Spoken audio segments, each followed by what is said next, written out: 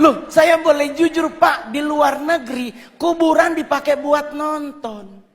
Kita Indonesia lewat kubur permisi. Iya enggak? Coba kalau udah maghrib pasti misi. Lah ini dikubur 5 meter di bawah tanah. Kalau dia nyahut silakan. Di kita meninggal bro. Jadi kita harus bangga jadi orang Indonesia. Sekalipun ada yang kurang juga Pak dari bangsa kita. Kita negara terkepo nomor 2 di dunia. Tetangga berantem gak ditinggal, kita pasti dengar. Ya kan, Perancis bom meledak penduduknya hilang.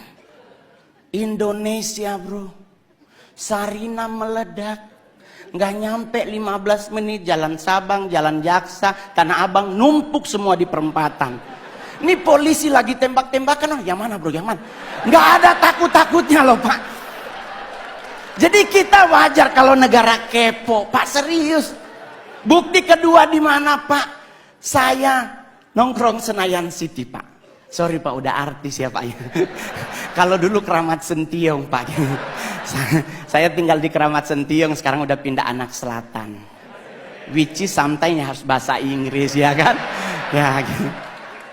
Bro, saya boleh jujur, kita lagi pipis Pak di urinoir. Berenam nih lagi pipis berenam. Tahu-tahu di belakang bunyi Pak. Put. Itu kita berenam ini nggak dikomando, nengok semuanya.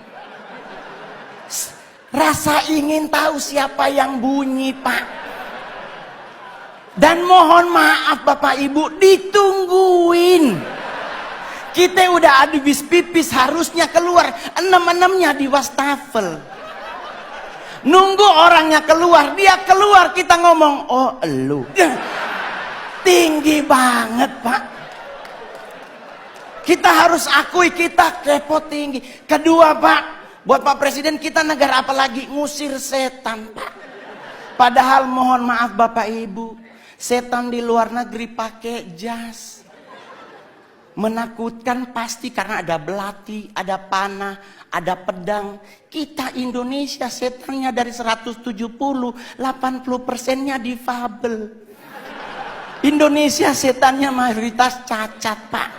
Ya kan, suster ngesot, wewe gombel, pocong, semuanya butuh dibantu, tapi kita ketakutan Pak. Lah, saya mau ngasih tahu ya teman-teman, suster ngesot nggak mungkin ke rumah kita. Nih Pak, saya anak Tanjung Priuk, rumah sakit itu Koja. Otomatis suster ngesot hanya ada di rumah sakit. Kalau dia mau nyebrang ke Warakas, meninggal lagi Pak. Kan kontainernya banyak Pak, ya kan? Dia lagi cek, ya Allah, balik lagi sampai subuh Pak. Kalaupun dia bisa nyebrang, nggak mungkin nakutin Pak, pasti minta betadin, beset kakinya Pak.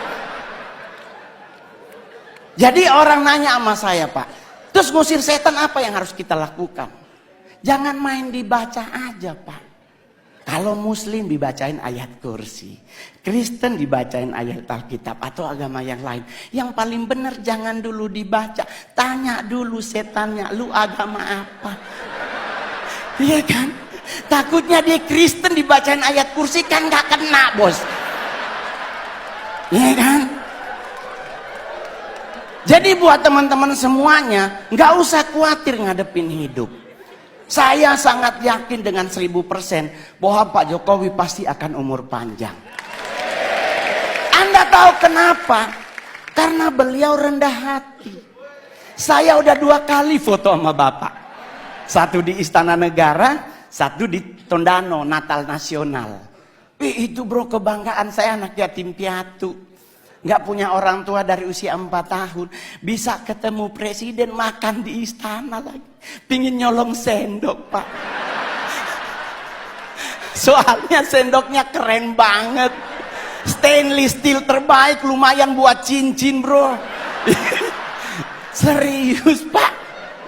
Saya di Sangir ketemu bupati aja udah pingin pingsan, apalagi sama Pak Presiden. Plus saya kali ketiga disapa oleh Bapak. Di istana ditanya, Mas Mongol.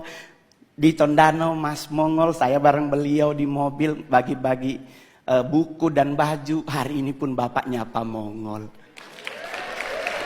Keren Pak. Ya mudah-mudahan foto bersama lagi. Jadi Pak, saya bangga banget memiliki presiden seperti Bapak. Ya kan? Kenapa bisa umur panjang? Beliau rendah hati. Ini yang paling terakhir. Orang yang cepat meninggal adalah orang yang sombong. Ajaran agama Kristen dan Islam sepakat. Nabi itu benci orang sombong.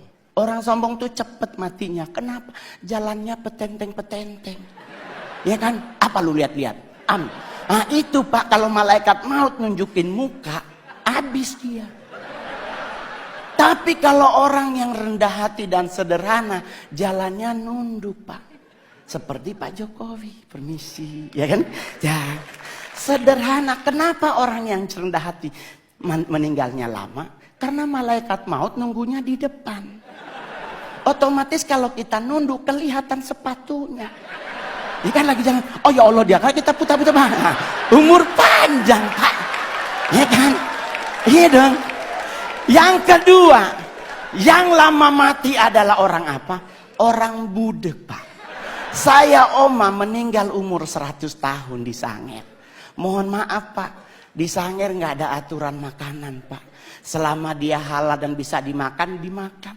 Lah kita sekarang ribet makan, nggak boleh nasi putih karena karbo dan gula tinggi. Harus ganti nasi merah karena karbo gula rendah, serat tinggi. Padahal kalau bicara nasi berwarna, kuning yang paling enak. Ya dong, udah ada ayam sepotong, orek dan sebagainya ya. Nggak ada orang meninggal gara-gara nasi, serius loh.